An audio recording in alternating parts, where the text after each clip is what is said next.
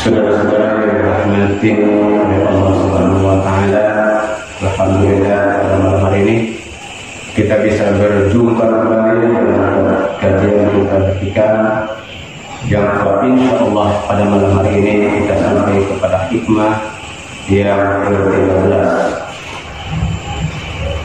Di dalam kitabnya Syekh Ibnu Athaillah menuliskan sebagai berikut: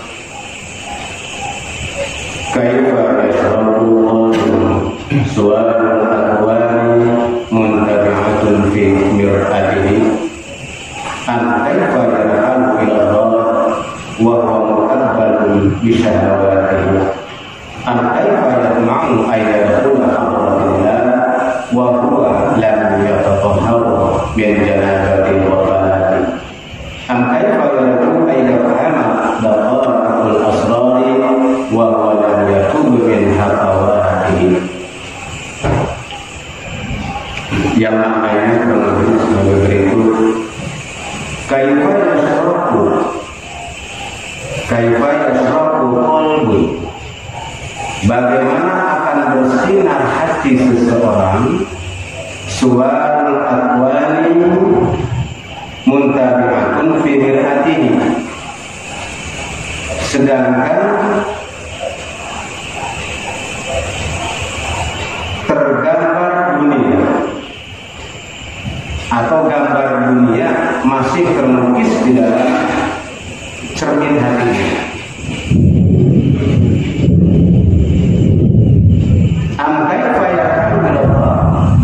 Atau bagaimana akan menuju kepada Allah, wa huwa bisyahawatihi, sedangkan dia masih terbelenggu oleh syahwat-syahwatnya. Kaifa yatma'un, atau bagaimana seseorang punya keinginan yang kuat ayyadkhula hadratillah, untuk masuk kepada hadrat Allah, wa huwa lam yatahhar, sedangkan dia belum membersihkan min janabati wa falatihi, dari kotoran-kotoran kelalaiannya.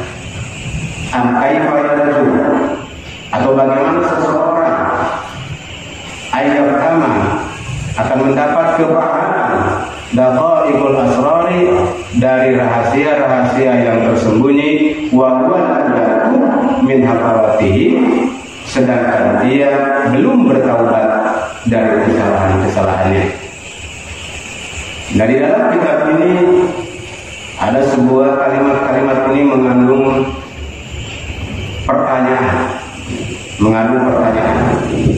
Pertanyaan pertama, kaifa yashrabu qalbu, bagaimana akan bersinar qalbu atau hati hati seseorang suara fatwani, sementara gambar dunia muntabaatun fi mir'atihi masih terlukis mengikuti di dalam cermin hatinya. Ini yang pertama. Yang pertama. Saudara-saudara sekalian, kajian yang hikmah yang ke-13 ini merupakan lanjutan atau ada kaitannya dengan kajian hikmah yang ke-12. Ke-12 tentang uzlah. Di dalam hikmah yang ke-12 itu dibicarakan tentang keharusan seseorang untuk uzlah atau menyendiri, menyepi dalam kondisi-kondisi tertentu untuk mendekatkan diri kepada Allah, untuk taqarrub kepada Allah, senantiasa melakukan tafakur di dalam uzlahnya itu, di dalam menyendirinya itu. Nah, di dalam hikmah yang ke-13 ini dilanjutkan bahwa uzlah lahiriah yang dilakukan itu tidak ada manfaatnya atau kurang manfaatnya apabila tidak dilanjutkan dengan uzlah qalbunya. Ya. Jadi ternyata tidak cukup hanya uzlah lahiriah, kita menyendiri, menyepi di suatu tempat yang sunyi, sementara hatinya belum uzlah. Hatinya belum uzlah. Jadi harus dilanjutkan, diiringi dengan uzlah hati. Ketika uzlah lahiriah itu, maka hatinya juga harus ikut uzlah. Bahkan sebenarnya uzlahnya hati ini dilakukan secara terus-menerus selama hayat dengan ibadah. Nah, di sini ada pertanyaan tadi di dalam kalimatnya, bagaimana akan bersinar hati seseorang apabila gambar dunia masih terlukis di cermin hatinya? Artinya, hati manusia tidak akan bercahaya. Hati manusia tidak akan bersinar qalbunya apabila di dalam qalbunya ini masih dipenuhi dengan lukisan-lukisan dunia, dipenuhi dengan gambar-gambar dunia, keduniaan maksudnya. Karena bagaimanapun qalbu ini itu tidak bisa diisi oleh dua hal yang berseberangan. Seperti mana malam tidak akan bisa bersatu dengan siang. Jadi dua hal yang bertolak belakang itu tidak bisa bersatu di dalam satu qalbu. Cinta tidak bisa bersatu dengan benci. Kalau seseorang cinta, pasti bencinya hilang. Begitu juga ketika benci yang muncul, cintanya yang hilang. Itu dalam hati manusia. Oleh karena itu, dua hal yang bertentangan atau bertolak belakang tidak bisa bersatu. Sama dengan gelap dan terang tidak bisa bersatu. Nur, cahaya dengan gulungan kegelapan tidak bisa bersatu. Siang tidak bisa bersatu dengan malam. Kalau malam ya malam. Kalau terjadi malam maka siang tidak ada. Kalau terjadi siang maka malam juga pergi. Begitu juga antara hak dan batil. Ketika hak yang datang maka yang batil hilang. Sebaliknya kalau batil itu yang menguasai maka yang haknya akan hilang. Keimanan dan kekufuran tidak bisa bersatu. Ketika di dalam hati seseorang penuh dengan keimanan maka kekufurannya akan pergi dari hatinya. Sebaliknya, kalau seseorang bergelimang dengan kekufuran, dengan kemaksiatan, maka keimanannya juga akan hilang. Pada saat itu tidak terjadi bersamaan antara iman dengan kufur terjadi bersamaan, tidak. Ya iman ya kufur tidak bisa. Kalau pada saat itu dia sedang kufur maka imannya hilang pada saat itu. Kalau pada saat itu dia sedang beriman maka kufurnya hilang. Ayo. Nah, oleh karena itu apabila ingin bercahaya qalbunya, maka lukisan gambar dunia ini harus tidak ada di dalam hatinya. Tapi kalau qalbu itu ibarat dengan cermin tadi, dipenuhi dengan gambar-gambar dunia, maksudnya segala urusan dunia ada di qalbunya. Urusan akhirat tidak ada. Kalau urusan dunia dimenuhi kalbu seseorang, maka pada saat yang bersamaan qalbunya tidak diisi oleh urusan akhirat. Pada saat dunia yang ada atau menguasai hatinya, pada saat itulah dia tidak akan pernah memikirkan akhirat. Nah, ini menjadi persoalan. Apabila kita semua ingin agar qalbu kita bersinar, mendapatkan nur ilahiyah, mendapatkan cahaya, mendapatkan tasyirah dari Allah Subhanahu wa taala, tiada lain bersihkan qalbunya dari gambar-gambar dunia. Perlu dipahami bahwa dunia ini bukan berarti kita tidak boleh memiliki dunia. Tidak, bukan seperti itu. Dunia itu hanya ada di tangan, tapi di hati. Kata orang sufi kan seperti itu. Jadikanlah dunia itu di tanganmu, jangan di hatimu. Dunia boleh kita miliki, harta benda silahkan kita miliki, pangkat dan jabatan silahkan kita kuasai. Tetapi pangkat, jabatan, harta benda itu tidak menguasai hati kita. Ya, tidak menguasai hati kita. Itu yang paling penting, karena di sini masalah Allah. Insya Allah, walaupun dia memiliki harta, walaupun dia memiliki pangkat, memiliki jabatan, kekuasaan, karena dulu juga Sayyidina Umar radhiyallahu anhu juga pernah berkuasa, pernah menjadi khalifah, pernah menjadi pemimpin. Ya. Tapi kepemimpinannya tidak melekat di hatinya. Di hatinya tetap kepada Allah Subhanahu wa taala. Di hatinya tetap beringat kepada Allah Subhanahu wa taala. Inilah sosok pemimpin yang sejati. Makanya kolbunya bersinar. Kolbunya bersinar. Penuh dengan cahaya keimanan. Kemudian yang kedua, bagaimana seseorang akan menuju kepada Allah. Wa huwa muqabbalun bi syahwatihi. Sementara dia masih terbelenggu dengan syahwat-syahwatnya.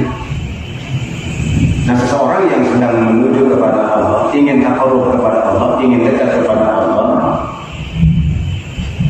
mau tidak mau dia harus mengendalikan syahwatnya. Tidak boleh terbelenggu oleh syahwatnya. Lepaskan rantai syahwat itu dari dalam diri.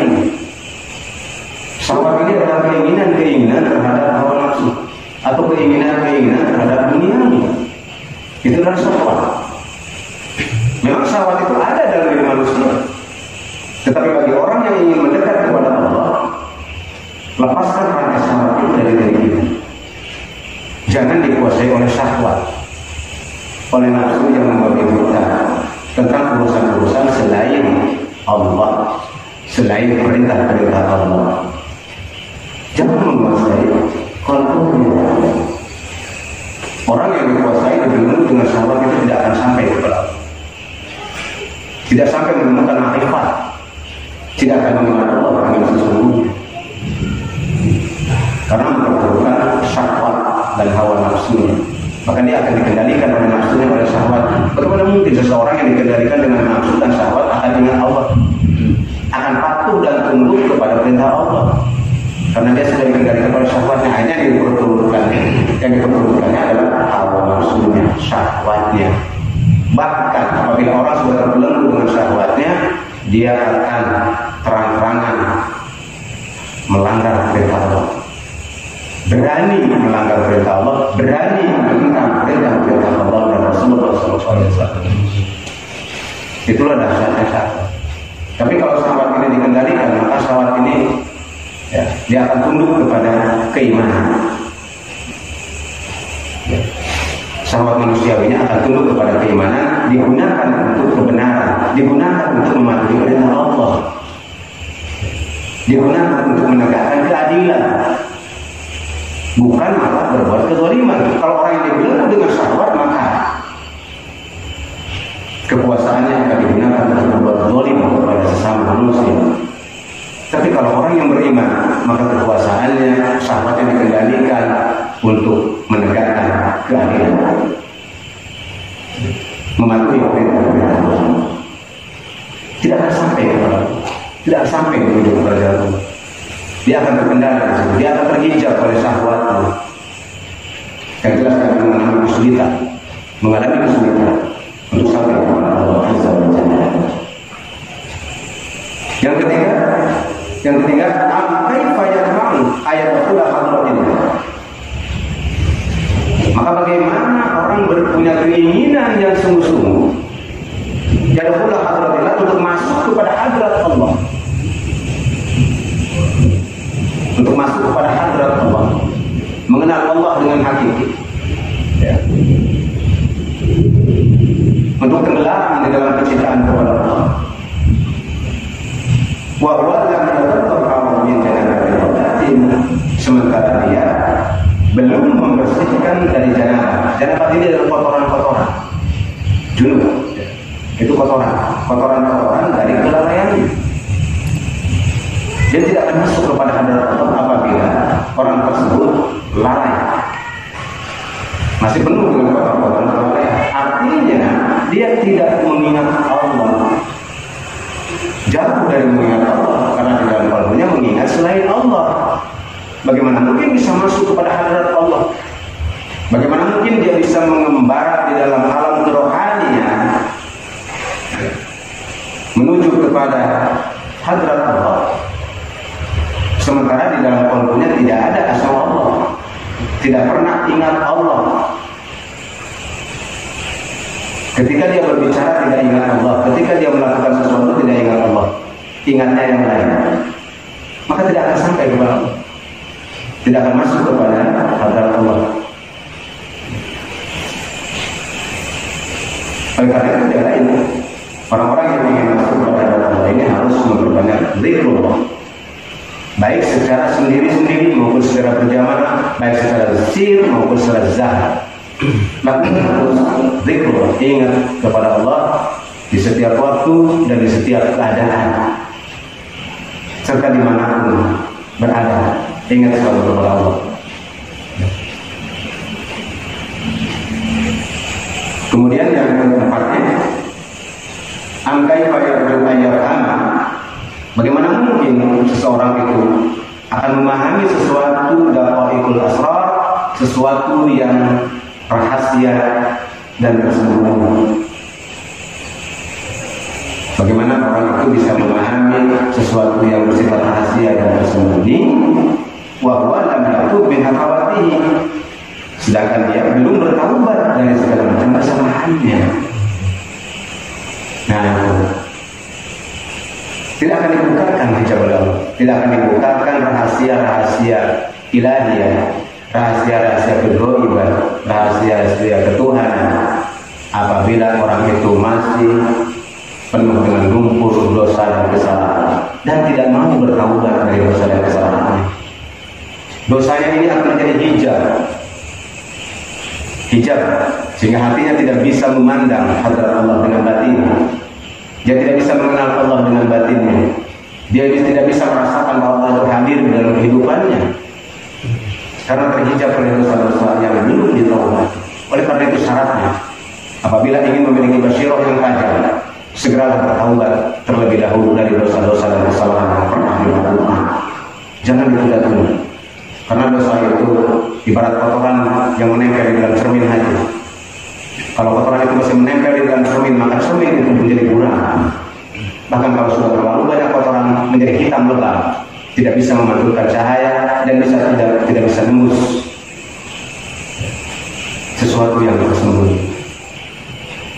Nah, itu 4 hal yang harus diperhatikan oleh orang-orang yang sedang menuju kepada ma'rifatullah, baik ketika sendiri maupun ketika sedang bersama-sama. Bahkan ini merupakan suatu keharusan yang dilakukan apabila kita ingin mendapatkan ketenangan batin, kenikmatan hidup, ya, hidup yang bahagia di dunia dan di akhirat. Maka lepaskan 4 hal tadi. Insyaallah maka Allah akan memberikan karunia yang besar kepada orang-orang yang demikian. Ya. Sebagaimana Allah Subhanahu wa taala berfirman, "Ittaqullaha wa yu'allimukumullah." Bertakwalah kepada Allah, maka Allah akan memberikan ilmu kepada kamu. Buktinya takwa adalah dengan cara membersihkan 4 hal tadi. Diingat kembali ulang-ulang 4 hal yang pertama, yaitu kita harus melepaskan gambar-gambar dunia dari kalbu kita. Jangan biarkan dunia mengganggu hati kita. Jangan biarkan dunia itu biarkan ada di luar, jangan masuk ke dalam kalbu kita.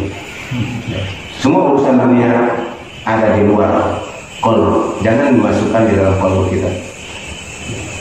Artinya jangan sampai urusan dunia itu mengganggu hati kita, kalbu kita, mengganggu ma'rifat kita kepada Allah, mengganggu sangka baik kita kepada Allah.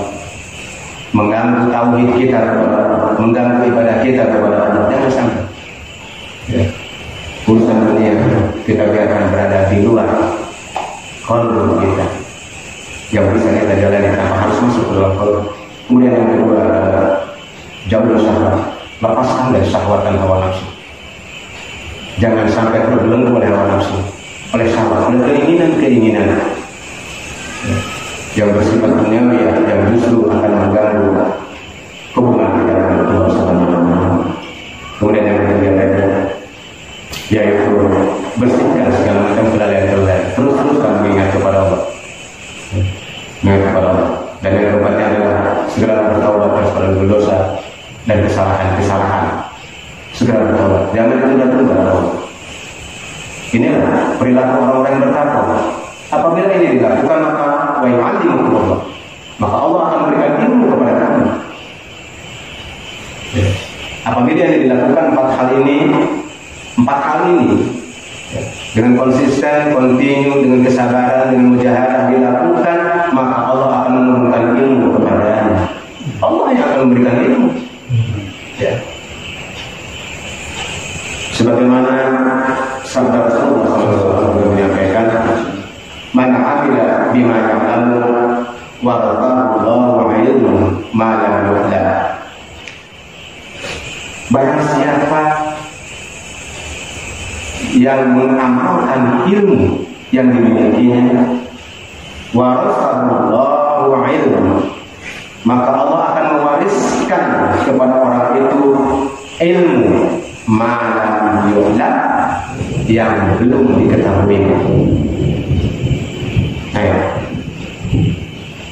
Jadi barang siapa yang mengamalkan ilmu yang dimilikinya sedikit atau banyak, walau kalimatan, walaupun hanya satu ayat, diamalkan ilmunya itu, maka Allah akan memberikan ilmu yang belum pernah diketahuinya secara langsung. Inilah yang disebut dengan ilmu laduni. Allah yang memberikan ilmu secara langsung. Allah yang memberikan kefahaman secara langsung kepada orang itu. Allah yang memberikan orang itu menjadi mengerti tentang suatu persoalan secara langsung. Secara langsung ke dalam kalbunya ditanamkan ilmu itu, ditanamkan. Semakin dia melakukan itu, semakin dia terus mengamalkan ilmunya sedikit demi sedikit, maka Allah tambah ilmunya, tambah lagi. Itulah makanya saudara-saudara, keistimewaan menuntut ilmu dan mengajarkan ilmu itu di sini. Semakin orang rajin menuntut ilmu, semakin orang mau mengajarkan ilmu kepada orang lain, maka Allah tambah ilmu. Tidak akan pernah berkurang. Ilmu semakin diberikan, bukan semakin berkurang, maka semakin bertambah. Oleh karena itu rajin-rajinlah menuntut ilmu dan juga sampaikanlah dan amalkanlah ilmu yang kita miliki, walaupun satu ayat. Jangan nunggu banyak. Apa yang kita mampu lakukan. Apa yang mampu kita amalkan sesuai dengan ukuran kemampuan diri kita. Maka insya Allah akan membimbing kita, Allah akan memberikan ilmu yang bermanfaat kepada kita semua. Sehingga kita diberikan kesanggupan dan kemampuan untuk bisa menerima ilmu dari Allah itu dan juga mengamalkannya. Inilah yang disebut dengan ilmu laduni, saudara-saudara sekalian. Jadi kalau ingin mendapatkan ilmu dari Allah seperti itu, lakukan 4 hal tadi dalam hidup kita. Kemudian setelah kita melakukan 4 hal yang di atas, jangan lupa kerjakan dan amalkan setiap ilmu yang sudah kita dapatkan, baik zahir maupun batin. Jadikan ilmu itu sebagai panduan, jadikan ilmu itu sebagai hujah, jadikan ilmu itu sebagai landasan di dalam beramal, di dalam beribadah, di dalam berbuat, di dalam berkata. Berkatalah dengan ilmu, berbuatlah dengan kacamata ilmu, beramallah dengan landasan ilmu. Maka Allah akan berikan ilmu itu terus menerus. Kita ketahui ilmu dari Allah tanpa batas. Inilah kunci dari mendapatkan ilmu laduni. Ada sebuah riwayat yang saya disampaikan bahwa pada suatu waktu Ahmad bin Hanbal itu bertemu dengan Ahmad bin Abi Hawari. Ahmad bin Hambal kita tahu. Ahmad bin Hambal ini yang memimpin mazhab Hambaliyah. Mazhab Hambali. Ahmad bin Hambal ini bertemu dengan Ahmad bin Abi Hawari. Faqala Abu Hambal, maka berkatalah Ahmad bin Hambal kepada Ahmad bin Abi Hawari, ya Ahmad, wahai Ahmad, kata Ahmad bin Hambal kepada Ahmad Hawari, ya Ahmad, ceritakanlah kepada aku apa yang kamu dengar dari gurumu Abi Sulaiman. Jadi Abu Sulaiman ini adalah gurunya Ahmad bin Hawari. Ahmad bin Hambal bertanya kepada Ahmad bin Hawari, ceritakanlah kepada aku apa yang kamu dapatkan dari gurumu itu Abu Sulaiman. Berkatalah Ahmad Hawari, ya Ahmad, qala subhanallah. Berkatalah terlebih dahulu kamu subhanallah, ucapkanlah terlebih dahulu subhanallah. Subhanallah, bilang aja tanpa kekaguman. Jadi sebelum menjawab pertanyaan dari Ahmad bin Hambal tadi, Ahmad bin Hawari meminta agar Ahmad bin Hambal mengucapkan kalimat subhanallah, artinya mensucikan Allah tanpa kekaguman. Kemudian Ahmad bin Hambal mengucapkan kalimat itu, mengucapkan kalimat subhanallah dengan tanpa kekaguman. Baru setelah itu Ahmad bin Hawari menyampaikan, sama itu Abi Sulaiman berkata, guruku Abu Sulaiman, bahwa apabila seseorang berjanji, ini kata Abu Sulaiman, pesan Abu Sulaiman kepada muridnya Ahmad bin Hawari, ketika seseorang berjanji untuk meninggalkan dosa-dosa terdahulu dan tidak mau melakukan lagi dosa-dosa itu, orang ini berjanji tidak mau melakukan kembali dosa-dosa itu atau berhenti dari melakukan dosa-dosa itu, maka pada saat itu ruhaninya naik ke langit. Pada saat itu setelah dia berjanji demikian, dia berazam, bertekad untuk tidak lagi mau melakukan dosa-dosa yang pernah diperbuatnya, artinya dia telah bertaubat. Maka pada saat itu ruhaninya naik ke langit. Nah, setelah naik ke langit, maka ruhaninya turun kembali ke dalam dirinya dengan mendapatkan ilmu dari Allah Subhanahu wa Ta'ala. Setiap kali dia berjanji untuk tidak melakukan itu, dan dia benar-benar tidak mau melakukan lagi dosa dan kesalahannya, dia insafi, dia taubati dosa dan kesalahannya, maka pada saat itu ruhnya naik ke langit, menjumpai hadrat Allah, kemudian kembali lagi dengan mendapatkan ilmu dari Allah Subhanahu wa Ta'ala. Begitu kata saudara. Mendengar ini Ahmad bin Hambal terkagum-kagum sampai dia mengatakan, subhanallah, sepanjang saya masuk Islam, kata Ahmad bin Hambal, baru kali ini saya mendengarkan pesan seperti ini. Baru kali ini. Sampai Ahmad bin Hambal itu duduk berdiri 3 kali.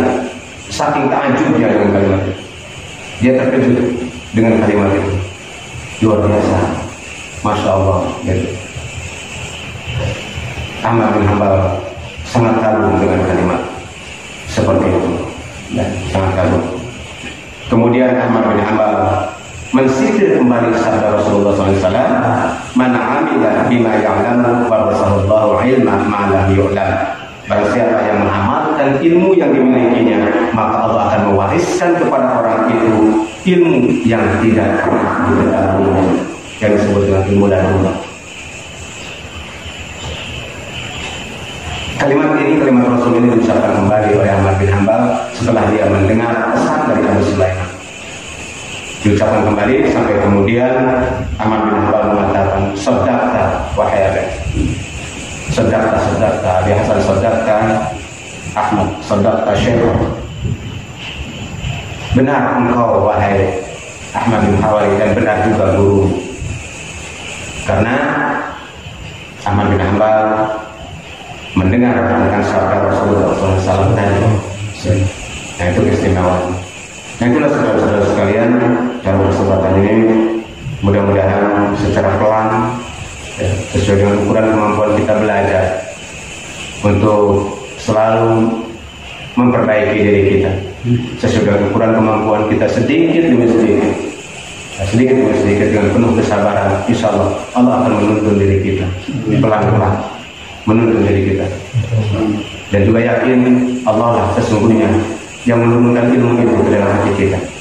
Teruslah menuntut ilmu, teruslah belajar, dan setelah itu kita berusaha untuk mengamalkannya sesuai dengan ukuran kemampuan kita. Dengan demikian Allah akan memberikan ilmu itu terus menerus tanpa henti dan tanpa batas sesuai dengan kehendak Allah Subhanahu wa Ta'ala. Mudah-mudahan kita termasuk orang-orang yang berkuatkan iman kepada Allah dan juga senantiasa diberi hidayah, taufik dan inayahnya untuk tegak di jalan yang benar, jalan yang lebih baik oleh Allah Subhanahu wa Ta'ala. Itulah barangkali dalam kesempatan hikmah yang diberikan ini. Mudah-mudahan ada manfaatnya bagi kita semua dan khususnya bagi saya menyampaikan, dan juga mohon maaf apabila di dalam penyampaian ini banyak kekeliruan dan kesalahan. Hadanallahu wa iyyakum ajma'in. Wassalamualaikum warahmatullahi wabarakatuh.